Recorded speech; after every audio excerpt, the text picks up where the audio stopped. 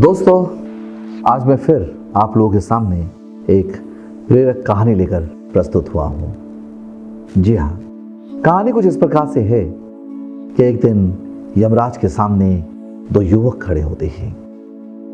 जी हाँ, और उनका फैसला किया जाना होता है कि कौन स्वर्ग में जाएगा और कौन नरक में।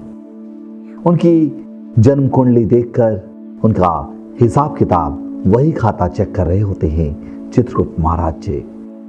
चित्रगुप्त महाराज जी बहुत ही बारीकी से उन दोनों की वही खाता चेक कर रहे होते हैं, उनकी जन्म कुंडली का, उनके कर्मों के बारे में सब कुछ। थोड़ी देर बाद चित्रगुप्त महाराज जी कहते हैं, धर्मराज जी, राम नाम के व्यक्ति को नरक में जाना है और श्याम नाम के व्यक्ति को स्वर्ग में। इस बात पर राम नाम का व्यक्ति बिगड़ जाता है, क्रोधित हो जाता है, कहता है, महाराज, आज जरूर चित्रगुप्त महाराज जी का दिमाग खराब हो गया है, इसीलिए बही खाता सही से चेक नहीं कर पा रहे हैं। दरअसल स्वर्ग में मुझे जाना चाहिए और नरक में श्याम को। इस बात पर धर्मराज कहते हैं, राम, हमारे चित्रगुप्त महाराज जी कभी गलती नहीं करते, इसीलिए चित्रगुप्त महाराज कहे जाते हैं।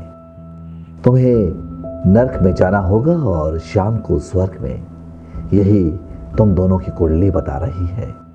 इस बात पर राम और नाराज हो जाता है, कहता है कि ऐसा कैसे? मैंने हमेशा अच्छे काम किए हैं, मैंने हमेशा भगवान का पूजा पाठ किया है, मुझे स्वर्ग में जाना चाहिए और श्याम को नरक में। धर्मराज कहते हैं, तुम ऐसा कैसे कह सकते हो? महाराज, अभी 2 दिन पहले की बात है, हम दोनों इकट्ठे मरे हैं। इकट्ठे हम दोनों अपने दफ्तर से घर वापस आ रहे थे। रास्ते में आंधी तूफान भी आया, बारिश हो रही थी।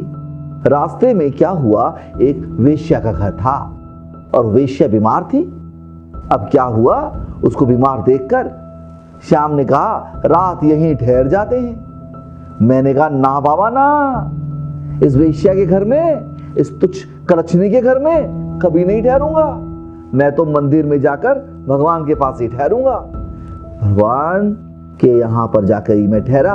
धर्मराज जी, मगर ये श्याम उसी नीच कुलच्छनी वेश्या के घर में ठहरा। अब धर्मराज कहते हैं, बिल्कुल ठीक कह रहे हो, ऐसा ही हुआ था। तुम जाकर मंदिर में ठहरे थे और ये उस वेश्या के यहां ठहरा था। वो वेश्या बीमार थी ना? हाँ, बीमार थी तो क्या हुआ, मगर थी तो वेश्या, नीच कुलच्छनी। हमारा वहां पर ठहरना, वहां खड़े होना भी पाप था, इसलिए मैं वहां नहीं ठहरा।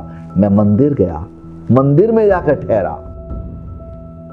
अब धर्मराज जी कहते हैं, बिल्कुल सही कह रहे हो राम, तुम मंदिर में ठहरे और ये उस वेश्या के घर ठहरा। जानते हो क्यों? कि उस वेश्या की सेवा करने के लिए। वो वेश्या बीमार थी, रात भर ये उस वेश्या की सेवा करता रहा और साथ ही साथ ये सोचता रहा कि मेरा दोस्त राम कितना भाग्यशाली है, मंदिर में प्रभु को याद कर रहा है, भगवान के कीर्तन गा रहा है।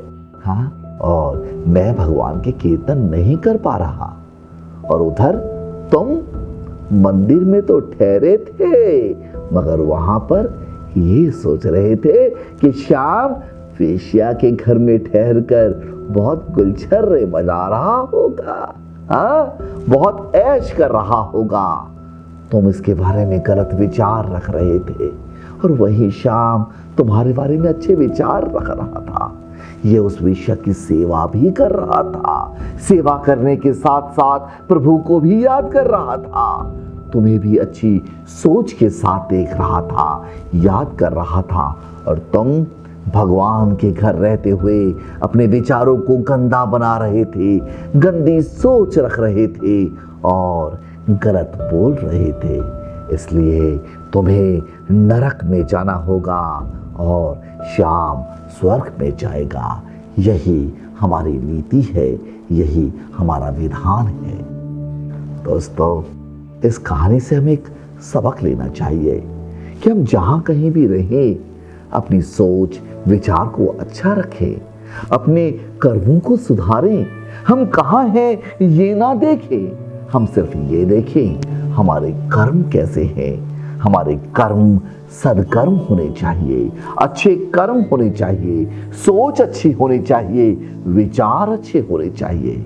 अगर हम अच्छी जगह पे भी हैं और वहां पर हमारे विचार गलत है, सोच गलत है, तो इसका मतलब हम सही नहीं है। हमें अपनी सोच से, विचारों से और कर्मों से अच्छा होना है। प्रभु ये नहीं कहते कि मेरे मंदिर में आओ, मस्जिद में आओ, गुरुद्वारे में आओ, चर्च में आओ और आकर मेरी पूजा करो। वो कहते हैं मेरे द्वारा बनाए गए इंसानों की सेवा करो, सद्विचार के साथ अच्छी सोच रखो, अच्छे कर्म करो। दोस्तों, हम सभी को अच्छे कर्मों पर ध्यान देना चाहिए और एक अच्छा इंसान बनना चाहिए। मैं आप लोगों से यही कहना चाहूँगा। इसी के साथ मैं आज आप लोगों से विदा लेता हूँ और आप लोगों ने जो मेरे वीडियो को देखा इसके लिए मैं आपको धन्यवाद भी देता हूँ।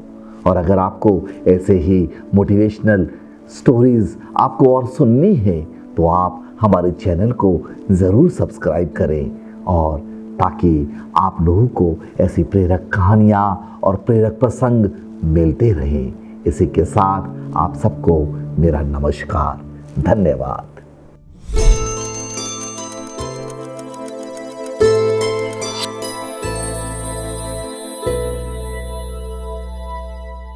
दोस्तों, आप सुन रहे थे मानव प्रशिक्षक व प्रेरक सूर्या सिन्हा के वक्तव्यों को। इसी तरह उनके वक्तव्यों को सुनने के लिए हमारे इस चैनल को सब्सक्राइब जरूर करें।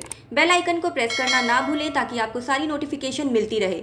अधिक जानकारी के लिए हमसे संपर्क बनाए रखें। हमारा ईमेल आईडी है suryasinha101@gmail.com। साथ ही आप हमें व्हाट्सएप भी कर सकते हैं। हमारा व्हाट्सएप नंबर है 9350527204 या फिर 9313632981।